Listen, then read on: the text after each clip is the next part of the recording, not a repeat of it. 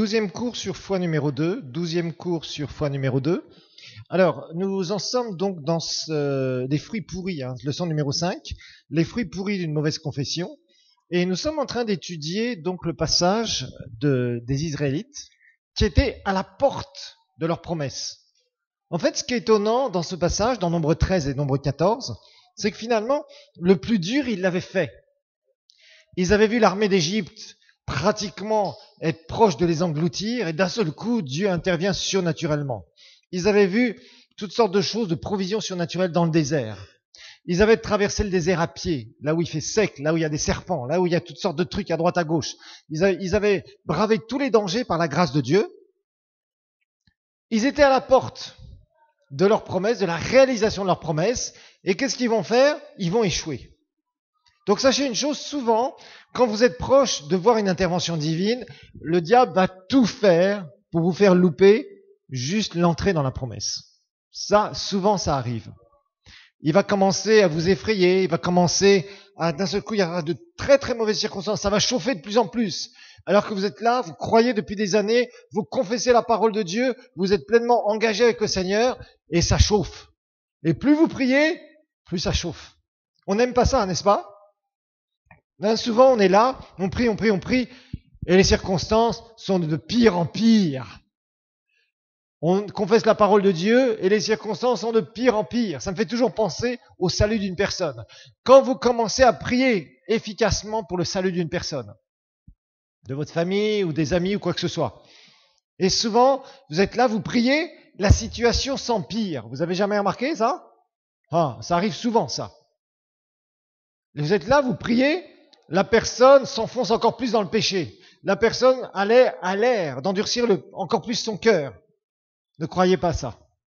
Vous êtes en train de prier, si vous priez efficacement, vous savez comment prier pour les âmes perdues, vous allez voir, Satan va s'agiter. Il essaye de tout faire pour vous montrer que finalement, de faire quoi? D'arrêter de prier et de confesser la parole de Dieu. C'est là où souvent on se fait avoir. Souvent quand on est aux portes des promesses. Rappelez-vous, Abraham était pas loin de sa promesse pour son enfant, pour sa descendance, sa femme était stérile. Et qu'est-ce qui va se passer? Sa femme elle-même, qui normalement était au bénéfice des promesses, lui propose de marcher dans la culture de l'époque. Rappelez-vous, on a étudié ça. Et effectivement, il va se faire avoir. Et il va retarder ses promesses. L'accomplissement de sa promesse. Souvent, c'est ce que nous faisons malheureusement. Nous sommes là, nous retardons l'accomplissement de nos promesses ou nous annulons les promesses. Waouh! Oui, mes frères et sœurs. Les Israélites ont annulé leurs promesses pour eux-mêmes. C'est pas la génération qui a traversé le désert, qui a vu la puissance de Dieu, qui est rentrée dans le pays promis. Imaginez-vous. Par contre, il y en a deux qui vont rentrer. Josué et Caleb. Eux, ils auront connu l'Égypte, ils auront connu les miracles de Dieu, ils auront tout connu, ils auront connu le désert. Ils seront restés 40 ans punis à cause des autres. Moïse aussi. Moïse, je l'admire beaucoup. Moïse a été sanctionné 40 ans à cause de la rébellion des Israélites. Il n'est pas entré dans le pays promis. Waouh! Ça, c'est une autre histoire très intéressante. Alors, nous avions lu Nombre 13. On voit que Moïse, selon l'ordre de Dieu, de l'Éternel, envoie 12 princes. Donc, pas n'importe qui. Des gens qui, théoriquement, étaient des gens responsables et devaient avoir une certaine maturité. Ok. Ils explorent le pays. Je vous rappelle que vous devez explorer vos promesses avant de les voir. Vous devez passer du temps à méditer sur les promesses. Ça, c'est votre rôle. Ce n'est pas le rôle d'un prédicateur, ce n'est pas le rôle d'un enseignant. On n'a pas cette onction pour vous faire pratiquer la parole de Dieu. C'est à vous d'explorer le pays. C'est à vous de vous imbiber régulièrement des promesses contre vos circonstances, contre tout ce qui peut aller à l'encontre de ce pourquoi Dieu veut vous faire aller. Dieu voulait les faire aller dans le pays promis. C'était leur promesse. Mais il y avait toutes les circonstances. Donc ils devaient méditer sur ce beau pays.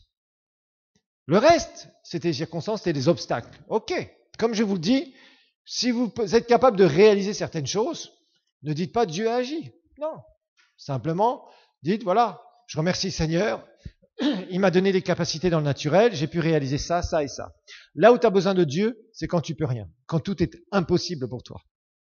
Là, tu as besoin de Dieu. Tu as besoin des rendez-vous divins, tu as besoin de la puissance divine, tu as besoin d'une provision surnaturelle, tu as besoin de toutes sortes de choses. Tu as besoin de miracles, tu as besoin de la présence de Dieu, tu as besoin de beaucoup de choses. Là tu as besoin du ciel. Mais il y a des choses où Dieu t'a donné des capacités pour pouvoir les réaliser. Tu les fais. Et tu remercies le Seigneur de t'avoir donné ces capacités. Tu loues le Seigneur pour ça, mais ne va pas dire « j'ai prié, Dieu m'a exaucé, Dieu a fait ceci, Dieu a fait cela ». Il ne faut pas mettre Dieu à toutes les sauces. Excusez-moi l'expression. Parce qu'aujourd'hui, de plus en plus, les gens mélangent le naturel et le surnaturel et ça crée une confusion et ça crée même de la séduction. Soyons bien clairs. Faites bien la différence entre le naturel et le surnaturel. On a besoin du naturel. Nous avons un corps. Mais arrêtez de dire Dieu a fait ça, Dieu a fait ça, Dieu a fait ça, Dieu a fait ça, s'il ne l'a pas fait. C'est tout. Si tu as des bonnes circonstances, tu as des bonnes circonstances. Dis simplement merci Seigneur. Maintenant, là où c'est impossible, là où vraiment tu as les grands défis, là où tu ne peux pas monter la marche tout seul, là tu as besoin du Seigneur. Et pour que le Seigneur agisse, tu as besoin de pratiquer les principes de la parole de Dieu. Ils pouvaient par leur propre force entrer dans le pays de Canaan, par contre ils ne pouvaient pas par leur propre force vaincre toutes les peuplades qui allaient les décimer. Vous voyez la différence? Il y a des choses que tu peux faire par tes propres forces. Là, tu n'as pas besoin d'intervention divine. Par contre, explorer le pays, ils n'avaient pas besoin d'un miracle de Dieu. Par contre, pour conquérir le pays, ils avaient besoin d'un miracle de Dieu. C'est pas la même chose. Pour s'emparer. Mais la première chose qu'ils devaient faire, c'est croire la parole de Dieu en dépit des circonstances. Malheureusement, les 10, nous l'avons vu, ont fait un rapport catastrophique et Caleb a dû intervenir et ils ont commencé à se fâcher. Rappelons-nous, et on va relire les derniers versets du chapitre 13 et on embraye directement sur 14.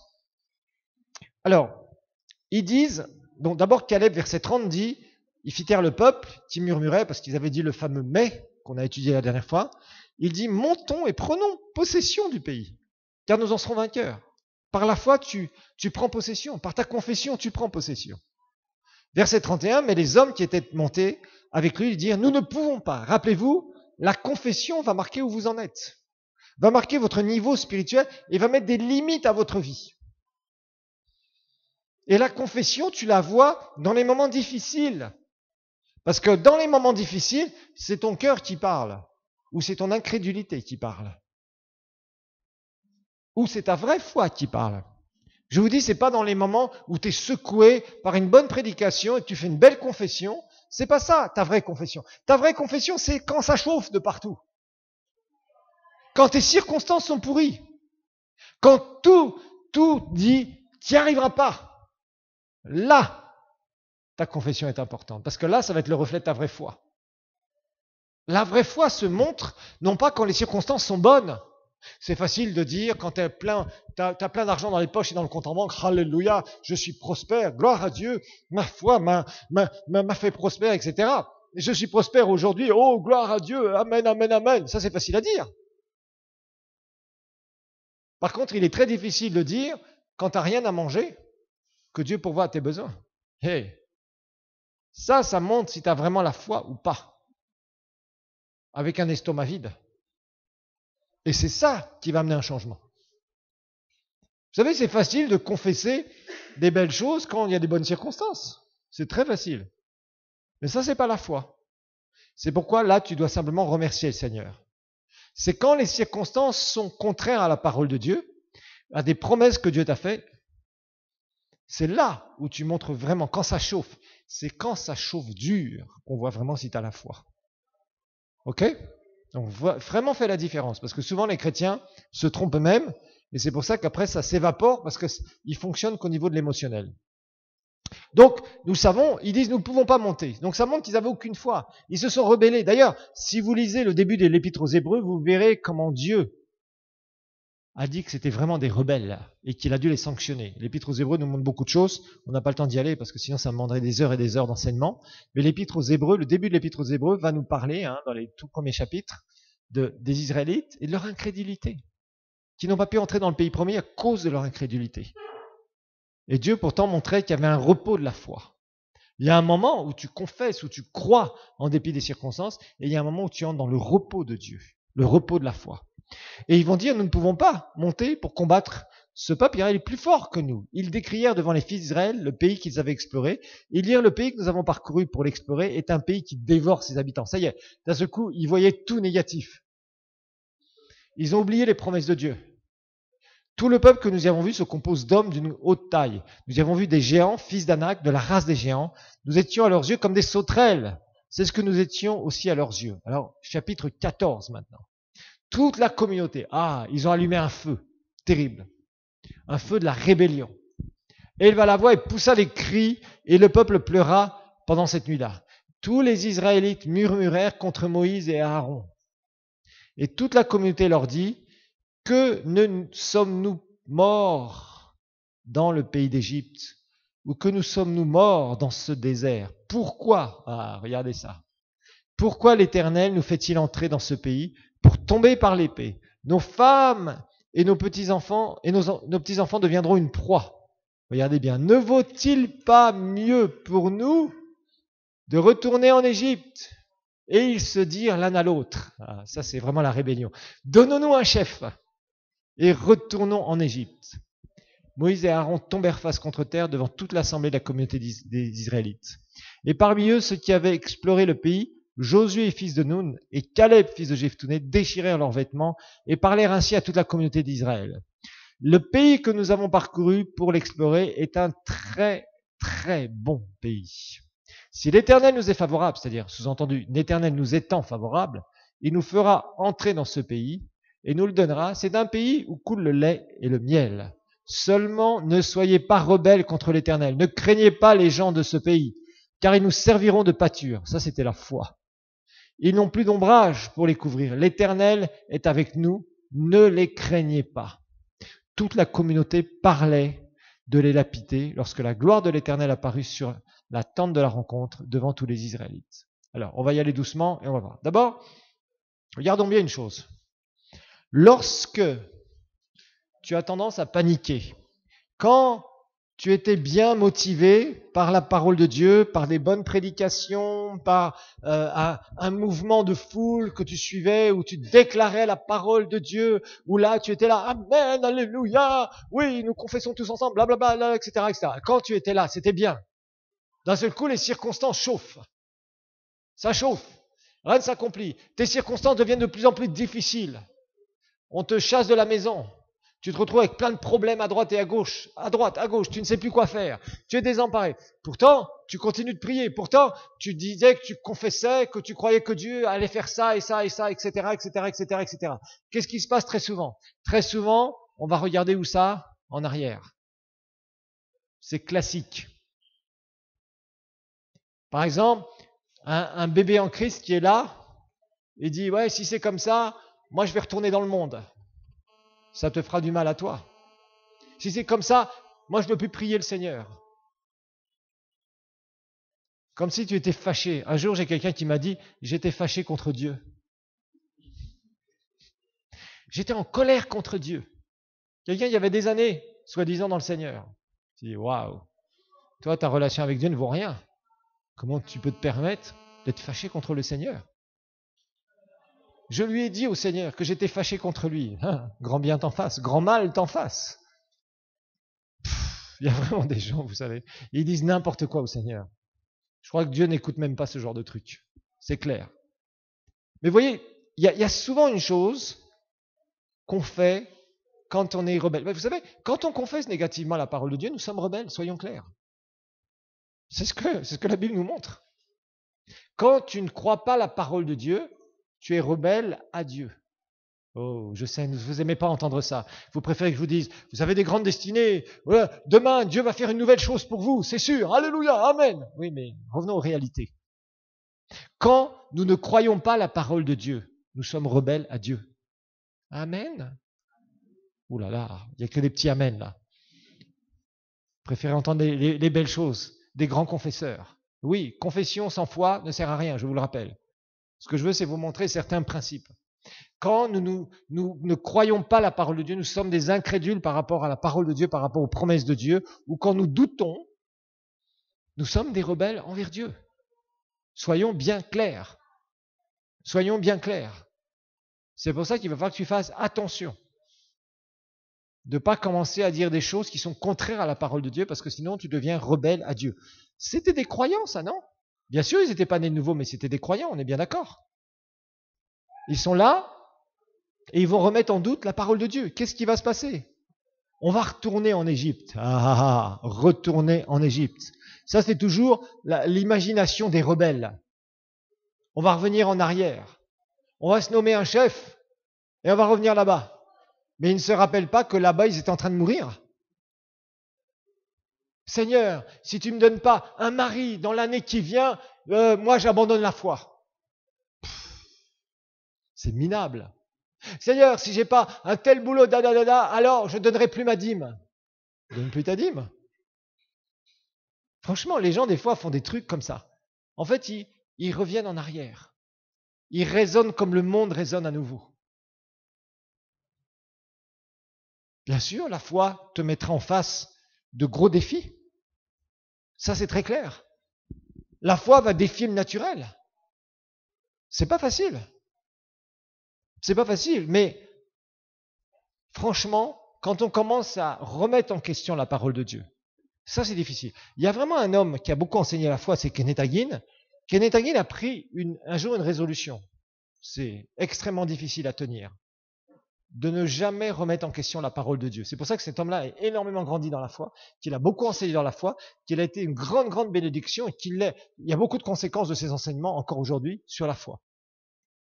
Parce qu'il a dit, la parole de Dieu dit que je crois la parole de Dieu. Il a fait vraiment une sorte d'alliance avec le Seigneur par rapport à cela. Mais souvent, nous renions la parole de Dieu dans tel ou tel domaine parce qu'elle n'a pas l'air de marcher en notre faveur. C'est pas toujours facile, on est d'accord. Ça peut faire peur. En fait, ils étaient saisis par la panique. Et le pire, c'est que c'est les leaders qui leur ont mis la frousse, qui leur ont mis la peur au ventre, en leur disant, on va là les gars, on est foutus. Rébellion.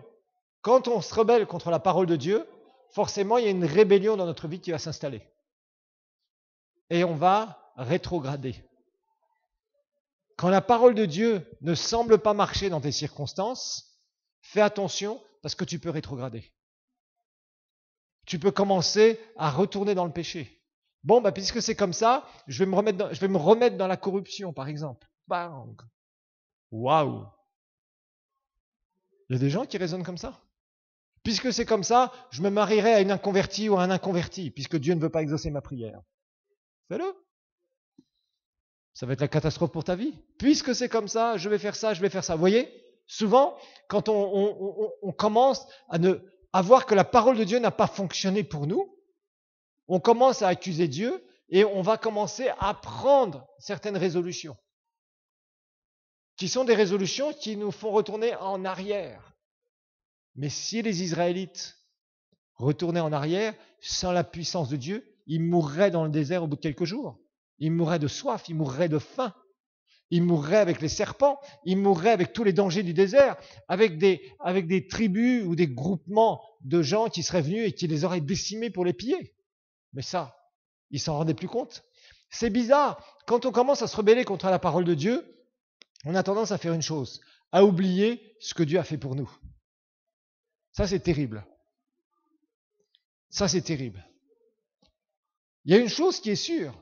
Comment Dieu, avec tous les miracles, ça c'est un truc qui est classique aussi chez les chrétiens. Quand tu souffres à un moment particulier de ta vie, Dieu t'a amené jusque-là. Tu crois qu'il va te laisser? Tu crois qu'il va te lâcher la main maintenant? Sinon, il t'aurait lâché la main depuis longtemps. Pourquoi est-ce que le Seigneur t'a tiré la boue du péché, t'a amené, a commencé à t'aider à avoir une vie qui se restaure? Et d'un seul coup, Dieu va te laisser comme ça? Les Israélites, ils avaient vécu des miracles sur miracles, des protections surnaturelles sur protections naturelles. Ils avaient remporté des batailles. Moïse avait levé juste les mains, on soutenait les bras de Moïse, et d'un seul coup, la mer Rouge s'est fermée sur l'armée la plus puissante du monde. Ils vivaient au jour le jour avec des miracles. Je vous rappelle que les miracles ne stabilisent pas le caractère. Vous vous rappelez de ça? Vous avez bien compris cette histoire. Vous voyez, là on a l'exemple typique ici. Ils avaient vécu miracle sur miracle sur miracle sur miracle pendant des mois et des mois et des mois et des mois. La Pâque était un miracle, ça a commencé comme ça. Les plaies d'Égypte, C'était des miracles. Ils ont vécu des choses incroyables. Comment est-ce que d'un seul coup, tout ça, ça partait en fumée?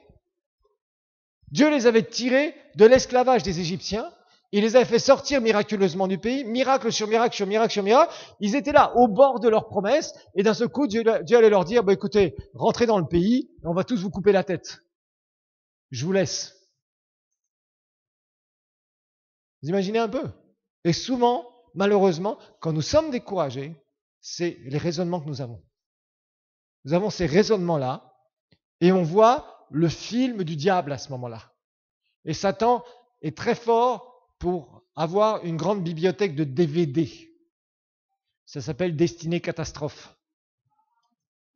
Voilà. Et d'un seul coup, tu te vois, tu es dans la nuit, tu es là, et d'un seul coup, tu te réveilles en cauchemar, et tu te vois te faire prendre par les policiers et te faire emmener en prison. Tu te vois avec des gens qui te font des trucs. Tu te vois mourir, tu te vois ceci, tu te vois cela. Ça vous est jamais arrivé? Ça, il faut que tu apprennes à dominer sur ça. On verra justement que la crainte, il va falloir la dominer. Parce que la crainte et la foi, ça va être vraiment complètement opposé. Donc, ils vont se plaindre, ils vont murmurer. Ils ne savent pas et ils ne se rappellent pas combien Dieu les a tirés de tout un tas de difficultés, tout un tas de problèmes. Ils sont à la porte de leur promesse. Et ils vont tout gâcher. Pourquoi? Parce qu'ils vont être incrédules. Ils vont confesser négativement, ils vont se rebeller. Ça va ensemble toujours. Ça va ensemble. Ne soyez pas rebelles. La rébellion les a amenés clairement à mourir dans le désert. Il y a eu des conséquences terribles pour leur vie. La rébellion contre Dieu. Alors qu'on est supposé marcher avec Dieu. Et d'un seul coup, on devient rebelle à la parole de Dieu. Soyons très prudents, frères et sœurs. Marchons étape après étape. Rappelez-vous, vous avez des promesses dans la parole. Vous avez des promesses personnelles. Entre le moment où vous êtes là, jusqu'au moment de voir ces promesses se réaliser, il y a tout un fossé, rappelez-vous. Tout un désert. Rappelez-vous, entre l'accomplissement des promesses et vos circonstances actuelles, il y a le désert. Et comme je vous le disais, on n'aime pas le désert. Pourtant, le désert est formateur. Le désert reste un passage obligatoire, qui n'est pas facile, mais qui nous apprend à faire une chose. Le désert nous apprend à dépendre de Dieu. Ça, c'est ce que le désert fait. Et c'est obligatoire. Ce sont des passages obligatoires. Le désert vraiment travaille notre caractère, nous apprend à dépendre de Dieu. C'est le meilleur moment pour travailler son caractère. C'est pas quand tu es dans les hauteurs que tu peux travailler ton caractère. Rappelez-vous d'une chose, la bénédiction sans le caractère peut devenir une malédiction dans nos vies. On a besoin de travailler notre caractère. C'est la même chose quand quelqu'un a un appel pour le ministère. Il y a beaucoup de gens, ils reçoivent des appels pour le ministère et ils ne veulent qu'une chose, c'est entrer dans le ministère tout de suite. Ils ne sont pas prêts. Ils vont passer un moment de désert, un moment où ils vont être obligés de se soumettre à l'autorité spirituelle, un moment où ils vont être obligés de se taire, un moment où ils vont être obligés d'obéir alors qu'ils n'ont pas envie, un moment où ils vont être formés. Vous pensez qu'Élisée était content pendant plus de 10 ans et demi, peut-être 11 ans, on ne sait pas tout à fait exactement, à quelques mois près, de verser de l'eau sur les mains d'Élie et d'aller faire le travailleur pour préparer la chambre où le prophète Élie allait dormir, etc. Non, pas du tout. Par contre, c'est là où il a appris. Et c'est là que, plus tard, quand il était revêtu de l'onction, il a pu voir ses promesses s'accomplir, les promesses que Dieu lui avait faites. De pouvoir prendre la succession du plus grand prophète de l'Ancien Testament de l'époque. Ah, c'est pas simple. Tu veux voir Dieu agir, tu veux voir les promesses s'accomplir. Désert obligatoire. Mais personne n'aime le désert. Pourtant, le désert est formateur. Donc, ils se rebellent. Ils veulent absolument se nommer un chef et retourner en Égypte. Ça, c'était la mort assurée, ça c'est clair. Alors maintenant, regardez bien versets 7 à 9. Là, on a deux personnages. Deux personnages qui, eux, ont compris. Josué et Caleb. Rappelez-vous, ils étaient 12. 12 espions qui vont explorer le pays. 10 font un mauvais rapport, une mauvaise confession. Mais on ne peut pas. On est foutu. On va se faire tuer. On est des sauterelles par rapport à ces géants. C'est fini pour nous. On rentre là, on rentre dans le pays de Canaan, on est décimés. Rébellion qui est créée. Ils murmurent contre Moïse et Aaron. Bien sûr, c'était contre Dieu qu'ils se rebellaient. Nous le savons. Mais deux espions, Josué et Caleb, eux, vont confesser. Ils parlèrent à toute la communauté des Israélites, verset 7. Le pays que nous avons parcouru pour l'explorer est un pays très très bon. Vous voyez, c'est pas un pays très bon pour eux. Eux, ils avaient une vision différente. Ils disent que c'est un pays quoi? Très très bon. Eux, ils voyaient comme Dieu voyait les choses. Si l'Éternel nous est favorable, là, lisez vraiment comme l'Éternel nous est favorable. C'est ça que ça veut dire. Ils savaient que l'Éternel, que Dieu était en leur faveur. Il nous fera entrer dans ce pays et nous donnera. C'est un pays où coule le lait et le miel. Et ils diront à la fin, seulement ne soyez pas rebelles contre l'Éternel. Ne craignez pas les gens de ce pays, car ils nous serviront de pâture. Ils n'ont plus d'ombrage pour les couvrir. L'Éternel est avec nous. Ne les craignez pas. Donc ils vont confesser. Ils vont confesser. Et imaginez-vous, toute la communauté parlait les lapider. C'était pas 3 ou 4 personnes. Vous savez combien les Israélites étaient le nombre des Israélites qui étaient dans le désert? On estime environ à peu près à 3 millions de personnes. Vous aimeriez avoir une foule de 3 millions devant vous qui est prête à vous jeter des pierres et vous faire mourir? Je pense que la plupart d'entre nous diraient, bon les gars, on se calme, hein. On est ensemble. Hein. Vous voyez ce que je veux dire? Hey, ils avaient une foule immense devant eux qui était prêts à les lapider, à leur jeter des pierres et jusqu'à temps qu'ils meurent. C'était terrible. Mais eux, ils avaient compris une chose. C'est qu'il fallait qu'ils confessent la bonne chose pour pas limiter leur vie. Et je vous dis, Josué et Caleb sont rentrés dans le pays promis. Ils sont devenus des grands leaders. Pourquoi? Parce que c'était des hommes de foi. Pourquoi? C'est parce qu'ils ont confessé au bon moment. Vous savez, il ne faut pas faire des confessions n'importe comment. Là, la confession qu'ils ont faite, c'était vraiment une confession au bon moment. Non, non, ok. C'est un pays qui est très très bon. Bon, c'est vrai, il y a des géants. Mais c'est rien. Si Dieu est avec nous, c'est rien.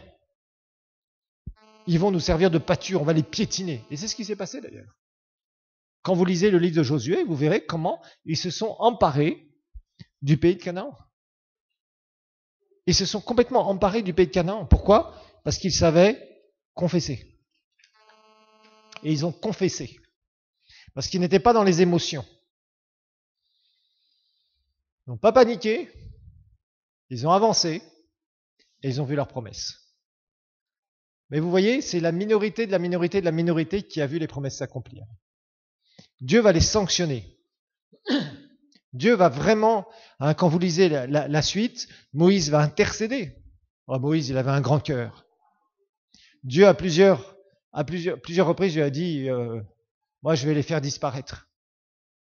Et Moïse, quand on a étudié l'intercession, rappelez-vous, hein, dans prière numéro 2, et on a vu qu'à plusieurs reprises, Moïse s'est identifié au peuple. Il a dit, si tu les fais disparaître, moi aussi, tu me fais disparaître. Et Dieu, finalement, s'est fâché.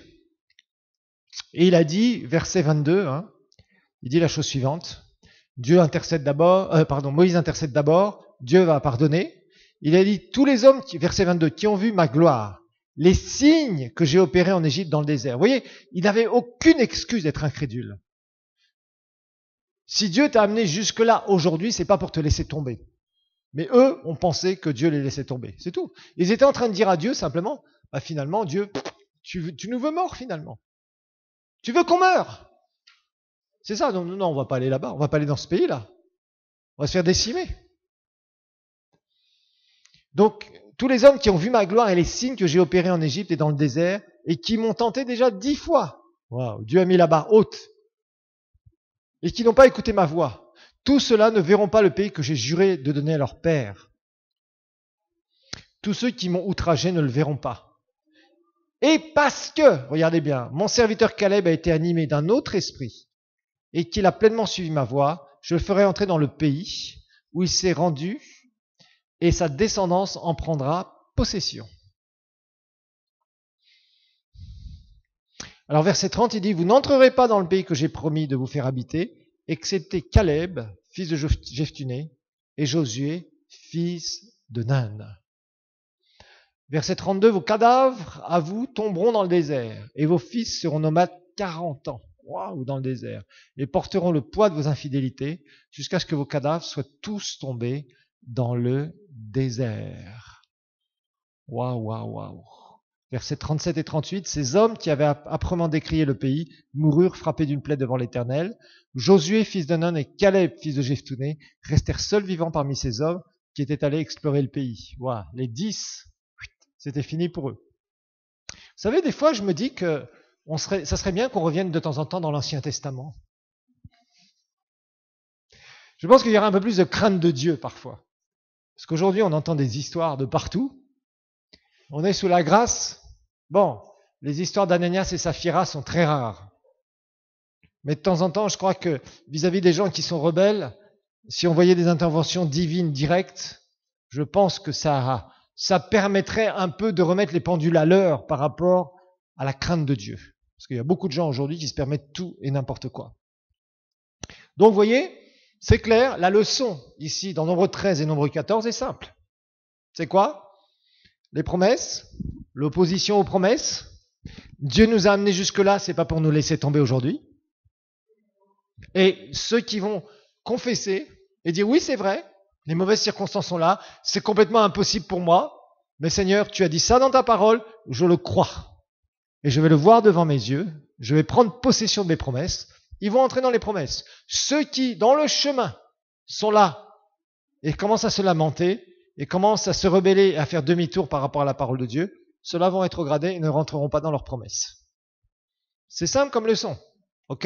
Mais c'est puissant. Je vous invite sérieusement à relire précautionneusement ces textes-là, en faisant attention verset par verset, et noter à côté dans vos Bibles, étudier, regardez, vraiment prêtez attention. Ils étaient au bord de l'accomplissement et ils sont passés à côté. La grande majorité. C'est dommage pour eux. Et lisez en parallèle l'épître aux Hébreux, je crois que c'est chapitre 2 et 3, où on parle justement de ça, de leur rébellion, justement de montrer un petit peu comment ils sont pas entrés dans les promesses de Dieu par incrédulité. Et l'incrédulité amène quoi souvent ? La rébellion, comme nous l'avons vu. Okay ? La rébellion amène une chose, à regarder en arrière, et à partir du moment où on regarde en arrière, on se disqualifie. Donc vous voyez, une promesse de Dieu n'est pas quelque chose qui va s'accomplir comme ça, avec un petit blabla. C'est pas parce que quelqu'un te dit que demain tout ira bien, que tout va aller bien.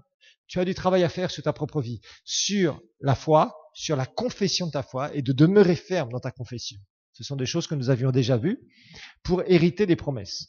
C'est par la foi et par la persévérance que nous héritons des promesses. Hébreux 6, 12, vous vous rappelez de ces versets ?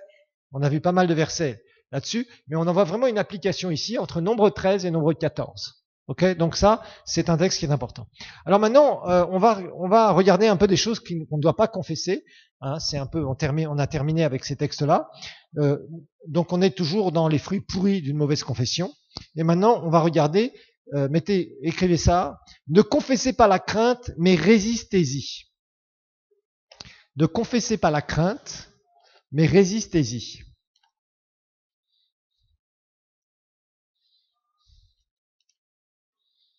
Ne confessez pas la crainte, mais résistez-y.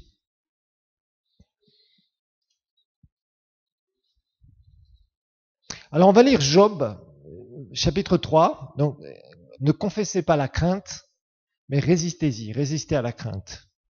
Job, chapitre 3, versets 25 et 26. On va parler de la peur, justement.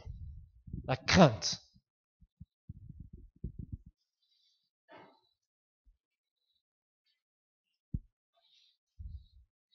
On va voir un peu comment ça fonctionne, la peur, la crainte dans nos vies. Job, chapitre 3, versets 25 et 26, ce sont les deux derniers versets du chapitre 3.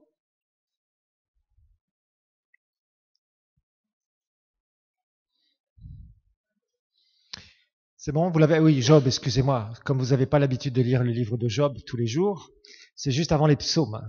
D'accord? Vous cherchez psaumes, c'est juste avant.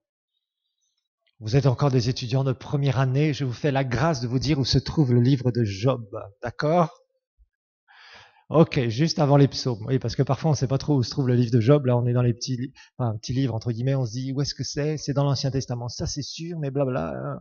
C'est après les proverbes avant, hein, etc. Non, non, Job, c'est juste avant les psaumes, juste le livre avant. Alors, ce qui me fait peur, c'est ce qui m'arrive aussi, c'est ce qui m'arrive. Ce que je redoute, c'est ce qui m'atteint. Je n'ai ni calme, ni tranquillité, ni repos, et c'est l'agitation qui survient, qui domine en fait. Ok? Donc, ce qui me fait peur, c'est ce qui m'arrive. Ce que je redoute, ce dont j'ai crainte, c'est ce qui m'atteint.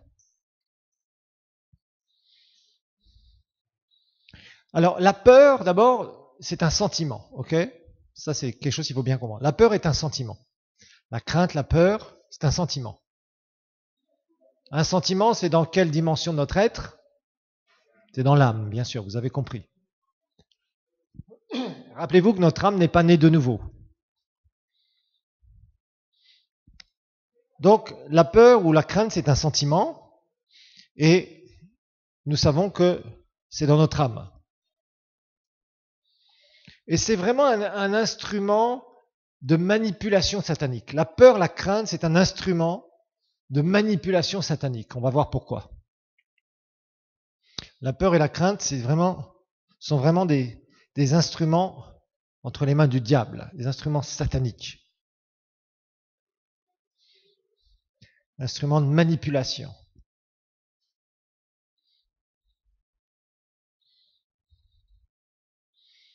Et la peur, ça vient quand nous ne maîtrisons plus les circonstances. Quand on ne maîtrise plus les circonstances, on a peur. On a de la crainte. Par exemple, tu n'as plus d'argent, tu dois payer tes loyers, ou tu as des dettes, etc. Ou tu sens des symptômes de maladie qui sont de plus en plus forts. Et tu sais que c'est quelque chose qui peut te faire mourir. Tu commences à avoir peur. Tout ce qui est des circonstances qui commencent à parler très fort dans ta vie. Les géants, comme les Israélites.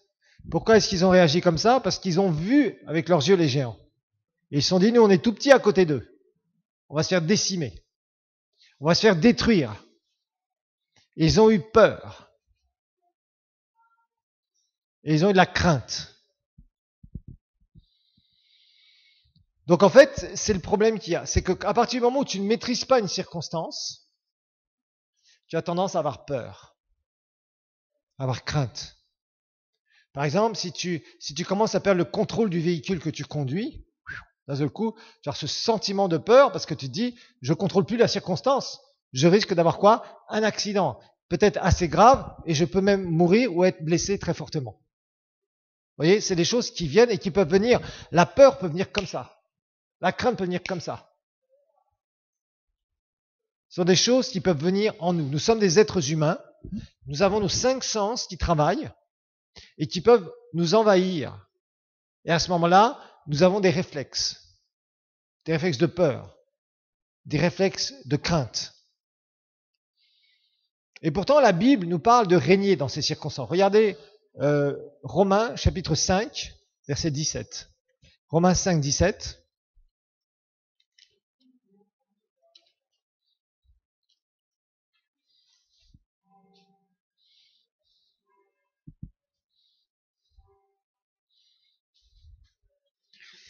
Car si par la faute d'un seul, la mort a régné par lui seul, à bien plus forte raison, ceux qui reçoivent l'abondance de la grâce, ça c'est nous, et du don de la justice, nous avons été déclarés justes, je vous rappelle, régneront-ils dans la vie par lui seul, par Jésus-Christ, lui seul?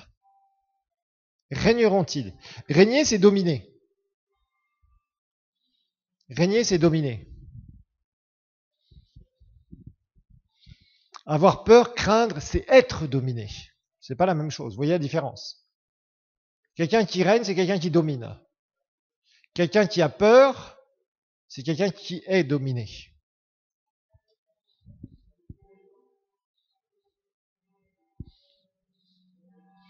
Et beaucoup de gens ont peur, beaucoup de gens craignent, beaucoup de gens paniquent. Dans ce monde, il y a de la panique partout. Par exemple, les Français sont les champions du monde de la panique.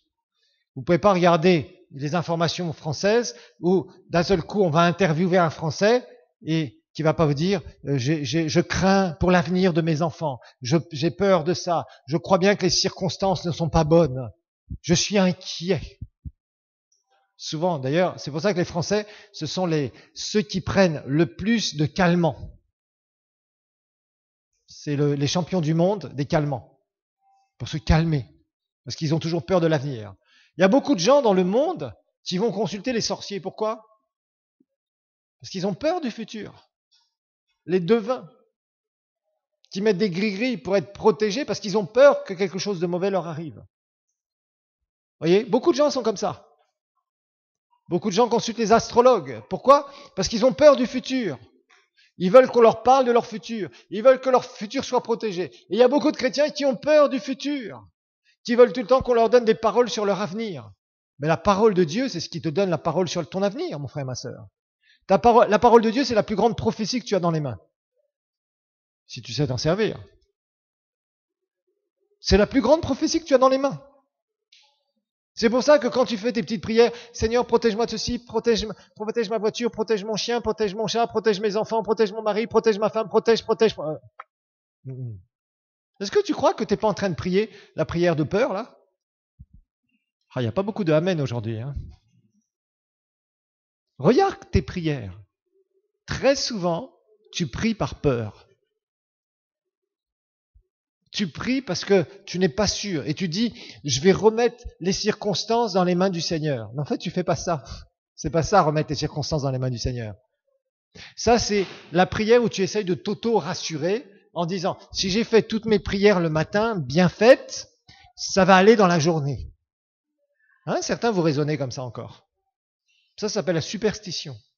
Être superstitieux, c'est avoir peur qu'il y ait des choses mauvaises qui puissent arriver quelque part. Un côté de la superstition. La peur, c'est terrible.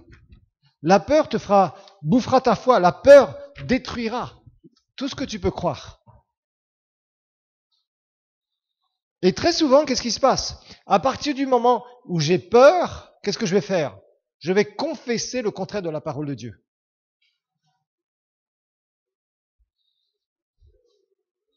C'est pourquoi tu vas apprendre à lutter contre cette peur. Parce que rappelle-toi, quand tu confesses le contraire de la parole de Dieu, tu donnes la domination à qui? Aux circonstances et à l'ennemi dans ta vie. Ah, mais c'est pas simple des fois. Des fois, tu peux être envahi par la peur, et d'un seul coup, qu'est-ce que tu fais? Avec ta bouche, tu vas confesser le contraire de la parole de Dieu. Maintenant, vous savez, vous n'avez pas à renier les circonstances, parce que parfois, il y a aussi des doctrines qui sont bizarres. Tu peux dire, non, les circonstances sont mauvaises, mais je connais la fin de l'histoire. Vous voyez la différence? Quelqu'un qui est dans la foi, il ne va pas faire un déni des circonstances. Par exemple, il y a des gens qui sont morts. D'ailleurs, récemment, je connais quelqu'un qui est mort comme ça, et qui se réclamait être serviteur de Dieu, qui a refusé d'aller se faire soigner, et qui n'avait pas la foi, qui est mort d'une maladie, parce qu'il a refusé de se faire soigner. La vraie foi te permettra de lutter contre la peur. Par contre, si tu n'es pas dans la foi et que tu fais un déni des circonstances, que tu ignores les circonstances, tu peux terminer très mal. C'est pour ça que la vie de la foi, c'est un développement. Vous comprenez? C'est ce que j'essaie de vous apprendre dans ces cours. C'est pas quelque chose qui vient pouf comme ça. Non. C'est quelque chose que petit à petit, un exercice spirituel au niveau de la foi. Tu grandis dans la foi. Tu affrontes des circonstances dans la foi. Par contre, la foi, dire que tu es dans la foi, c'est pas dénier tes circonstances, dire que ça n'existe pas. Non, non, c'est pas ça la foi. La foi s'attaque à la montagne. La foi ne dit pas la montagne n'existe pas. Attention, parce que ça, c'est aussi un piège qu'on entend dans certains enseignements. Jésus dit bien, si quelqu'un dit à cette montagne, et Jésus ne dit pas si quelqu'un ignore la montagne. Non, tu sais que les mauvaises circonstances sont là, tu vas leur parler et les dire de dégager. C'est pas la même chose. Voyez? Parce que beaucoup de gens se méprennent. Ils ignorent des circonstances, les circonstances viennent contre eux et ça se termine mal. Donc il faut faire extrêmement attention. Dans Matthieu 14, rappelez-vous, Pierre va marcher sur l'eau et qu'est-ce qui va se passer? Il va considérer, ça c'est typique de la peur. Au verset 30, vous vous rappelez? Jésus lui dit de venir vers lui, on avait étudié ce passage dans la foi. Verset 30, Pierre d'un seul coup marche sur l'eau, il fait la moitié de la distance avec le Seigneur, en rejoignant le Seigneur, il est à mi-distance. Et au bout d'un moment, la Bible nous dit, mais voyant que le vent était fort, alors qu'il marchait dans la foi, alors qu'il marchait sur la parole de Dieu, nous l'avions vu, mais on le répète maintenant encore, au bout d'un moment, qu'est-ce qu'il va faire? Verset 30, mais voyant que le vent était fort, donc il commence à détourner ses yeux, il regardait Jésus, il marchait sur la parole de Dieu, il marchait sur les circonstances. Au bout d'un moment, il va détourner ses yeux du Seigneur et il va considérer les circonstances qui sont là, mais il les considère. Voyant que le vent était fort, il eut peur. Il voit que les circonstances sont mauvaises, donc qu'est-ce qu'il fait? Ses sentiments, il considère les circonstances au-dessus de la parole de Dieu, et là, le sentiment de peur vient. Il commence à se sentir insécurisé. Et qu'est-ce qui va se passer? Il va douter et il va plonger. Donc on voit, les circonstances ne sont pas à dénier, à dire 1-1, mais ne confesse pas les circonstances. Ou ce que tu dis, je sais que ces circonstances sont mauvaises, mais je crois que la parole de Dieu est en train de dominer dans ces circonstances. Vous voyez la différence? Sinon, si vous courez à la catastrophe. Parce que la peur va te dire, les circonstances sont là. Maintenant, c'est comment tu vas réagir. Est-ce que ta foi va dominer cette peur et après dominer les circonstances? C'est ça la foi. La foi n'a jamais été de dire, non, non, non, la montagne n'existe pas. Ça, c'est pas la foi, frères et sœurs. Et certains tombent dans ce travers, je vous dis, et ça se termine mal. Il y en a qui sont morts comme ça. S'ils n'avaient pas la foi pour la guérison, ils ont fait le déni de leurs circonstances, de leurs symptômes, la maladie a empiré, ils n'avaient pas la foi pour la guérison divine, et ils sont morts. Et ça s'appelle la stupidité. C'était pas marcher dans la foi.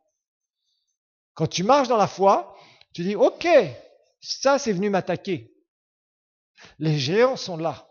Mais, comme Dieu m'est favorable, comme j'ai la parole de Dieu, comme je sais comment la foi fonctionne, comme la foi est dans mon cœur, ce n'est pas ça qui va dominer dans ma vie. Mais ces circonstances sont changées. Vous voyez, c'est complètement différent. Vous voyez la différence, hein. Vous savez, il faut vraiment faire attention, parce qu'avec la foi, il faut vraiment, dans les enseignements sur la foi, il faut vraiment être équilibré. Parce qu'il y a plein de gens qui disent, non, non, non, tu fais comme si ça n'existait pas, tu ignores. Attention. Attention. C'est pas ignorer. C'est déclarer et chasser les circonstances, la foi. C'est pas ignorer. Ignorer les circonstances, ça peut te poser beaucoup, beaucoup de problèmes. Maintenant, tu ne parles pas ces choses pour pas qu'elles te dominent. Mais tu parles à ces choses pour les dominer. C'est pas la même chose. Si tu parles de tes circonstances, là, tu laisses la domination, c'est une confession négative. Là, les circonstances, tu les laisses te dominer. Mais tu parles à tes circonstances. C'est pas la même chose. Parce que c'est là où tu domines par ta foi. Quand tu fais le contraire, tu laisses les circonstances te dominer. Et c'est pas facile. Des fois, tu seras dans le feu. Tu seras dans la vallée de l'ombre de la mort. Et c'est là où tu diras, oui, cette vallée est là, ça chauffe. Mais Dieu va accomplir ses promesses envers moi. Et il me sortira de ce trou. Je le crois et je le parle et je dis à ces circonstances, c'est pas vous qui allez dominer. C'est ce que la puissance de Dieu qui va dominer dans ma vie. Ça, c'est la foi. Et c'est d'ailleurs ce que vous remarquerez chez Josué et Caleb. Josué et Caleb n'ont pas dit non, non, non, il n'y a pas de géant. Ils vous racontent des mensonges, ces gens-là. Non, non, non, non, non. Ils ont dit, il y a les géants. Oh, ils sont costauds. Mais pas plus que celui qui est avec nous. Vous voyez la différence? C'est ça qui fait la différence. C'est ça qui fait vraiment la différence. 2 Timothée 1,7. 2 Timothée 1,7. Et mes frères et sœurs, ce que je vous dis là, c'est à vous de le pratiquer pour vous-même. Moi, je dois le pratiquer pour ma propre vie. Chacun d'entre nous, nous sommes responsables de pratiquer ces choses. Je vous le dis, en tant que prédicateur et enseignant, nous avons une onction pour enseigner la parole de Dieu et pour prêcher la parole de Dieu, pour provoquer la foi. Mais nous n'avons aucune onction pour vous faire pratiquer la parole de Dieu. Et même nous-mêmes, nous n'avons pas d'onction pour faire pratiquer la parole de Dieu pour nous-mêmes. Nous devons la pratiquer nous-mêmes. Les principes que je vous enseigne, je dois les pratiquer moi-même si je veux voir la victoire se manifester. Mais faire le déni des circonstances vous amènera à la chute. Par contre, confesser votre foi contre les circonstances manifestera la victoire de Jésus dans votre vie. La Bible nous dit dans 2 Timothée, chapitre 1, verset 7, « Car ce n'est pas un esprit de crainte, timidité, littéralement c'est esprit de crainte. Timidité, c'est pas une très bonne traduction. Littéralement, c'est un esprit de crainte que Dieu nous a donné, mais un esprit de force, d'amour et de sagesse. » Le mot timidité, c'est pas les meilleures versions. Donc Dieu nous a pas donné cet esprit, un esprit de peur, de crainte. Non, non, non. Au contraire. C'est un esprit de force, d'amour, de sagesse. Un esprit qui nous permet de dominer sur nos circonstances. Regardons Jacques 4, verset 7. Vous savez, la peur, il faut la traiter comme un démon. C'est-à-dire la chasser. Jacques 4, verset 7. C'est un ennemi.